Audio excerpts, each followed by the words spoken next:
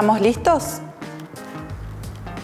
Bueno, vamos a ver entonces un mundo invisible. Ustedes se preguntarán qué es este mundo invisible, a qué me refiero, y el desarrollo de lo que son los alimentos funcionales. ¿Por qué hablamos de un mundo invisible? Porque justamente vamos a hablar de los microorganismos que no conocemos, que no vemos y que los tenemos que mirar a través de un microscopio.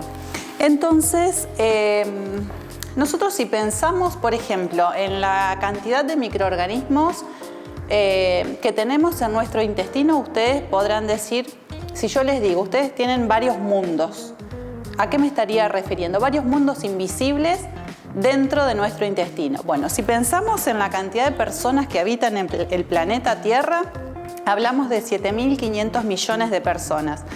Ahora, si pensamos en la cantidad de bacterias que nosotros tenemos en nuestro intestino, son 5.000 veces más. Es decir, que estamos hablando de un número de 10 a la 14, es decir, un número que tiene muchísimos ceros. Con lo cual podríamos pensar que tenemos 5.000 veces un mundo invisible dentro de nosotros. Entonces ustedes pueden pensar ¿cuál es la importancia de los microorganismos? Bueno, hoy en día si yo les pregunto, un virus, una bacteria, seguramente lo asociarán a una enfermedad justamente por esta situación de pandemia en la que estamos viviendo hace más de un año y medio. Sin embargo, yo les puedo decir, y tienen que creerme, que los microorganismos son esenciales para nuestra vida, no solo para el cuerpo humano, sino también para las plantas, para los animales e incluso para el medio ambiente. Y que la vida en la Tierra no sería posible si no tuviéramos la presencia de determinados microorganismos, de la función que ellos cumplen. Por otro lado, también podrían pensar qué tan importantes son esos microorganismos, de esa gran cantidad de bacterias que nosotros tenemos en el intestino. Y cómo nosotros a través de la alimentación podemos contribuir a eso que llamamos microbiota, ¿sí? Entonces, microbiota como definición científica son todo ese conjunto de microorganismos, de bacterias, de hongos, de arqueas, de virus que nosotros tenemos dentro de nuestro intestino y que cumplen una función fundamental. Entonces les decía que podemos a través de estos microorganismos desarrollar alimentos funcionales. Ustedes se preguntarán qué es un alimento funcional. Desde el punto de vista científico, un alimento funcional es un alimento que más allá de sus características nutricionales nos aportan un beneficio para la salud del consumidor, en este caso para nuestra salud. ¿Y cómo podemos desarrollar un alimento funcional? Mediante el agregado de bacterias buenas, ¿sí? De bacterias que solo nos generan un efecto benéfico. Y esas bacterias buenas se conocen como probióticos. Tal vez han escuchado nombrar bifidobacterias o lactobacilos, que son bacterias probióticas.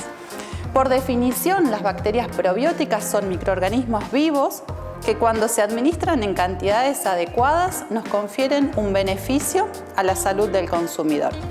Y justamente estamos pensando en el desarrollo de un alimento funcional, es decir, que tenga una determinada cantidad de estos microorganismos para que nosotros al ingerirlos podamos tener ese efecto positivo. ¿Qué puede ser ese efecto positivo? Bueno, que estas bacterias buenas que están incorporadas en este alimento puedan competir de alguna manera, ya sea frente a la instalación de microorganismos patógenos en nuestro intestino, o puedan competir con los nutrientes, o nos estimulan las defensas de nuestro sistema inmunológico. Entonces nosotros a través del desarrollo de alimentos funcionales podemos estar incorporando estos microorganismos buenos.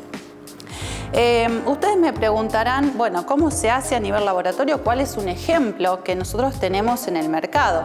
Hoy en día los alimentos funcionales que tienen estas bacterias buenas, estos lactobacilos o estas bifidobacterias en el mercado son un ejemplo clásico que comemos seguramente todos los días, es un yogur, ¿sí? Algunos yogures, si ustedes miran la etiqueta, dice que contienen estas bacterias. Por ahí tienen algunos nombres un poco raros, pero bueno, son los nombres científicos de los microorganismos, pero sí que contienen estos microorganismos vivos. Entonces nosotros, como les dije, tenemos en el mercado estos alimentos funcionales. Pero ahora yo los invito a ustedes que piensen cómo haríamos nosotros para generar o para desarrollar esos alimentos funcionales. ¿De dónde podríamos aislar esos microorganismos, esas bacterias buenas? ¿Qué estudios deberíamos hacerle en el laboratorio, ¿sí? Para que si desarrollamos un alimento, ese alimento cumpla con esa definición de microorganismos probióticos que tienen que estar vivos en una determinada concentración al momento del consumo? Entonces, a ver, yo los invito a ustedes a que piensen de dónde podemos aislar nosotros esos microorganismos, qué estudios tenemos que hacerle en el laboratorio, si esos microorganismos pueden desarrollar en un medio de cultivo del laboratorio, si nosotros los podemos hacer crecer. ¿Qué estudios le haríamos? Por ejemplo, a ver, yo pienso en el desarrollo de un alimento funcional. Bueno, esos microorganismos, para que estén vivos al final en el alimento, tendrían que ser estudiados desde el punto de vista tecnológico. Si resisten las altas temperaturas, si resisten condiciones de acidez, si resisten condiciones de oxígeno, es decir, diferentes factores que pueden encontrar en ese alimento. Por otro lado, tendríamos que estudiarlos desde el punto de vista de la funcionalidad, es decir, si esos microorganismos que nosotros estamos queriendo probar en ese alimento funcional van a tener algún efecto benéfico. Por ejemplo, podemos estudiar si esos microorganismos son capaces de estimular las defensas, es decir, nuestro sistema inmunológico.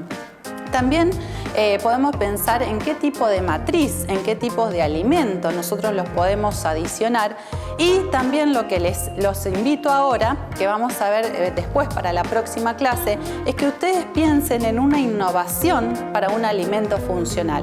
Más allá de los lácteos que nosotros por ahí tenemos en el mercado, me interesaría que piensen, por un lado, la fuente de aislamiento,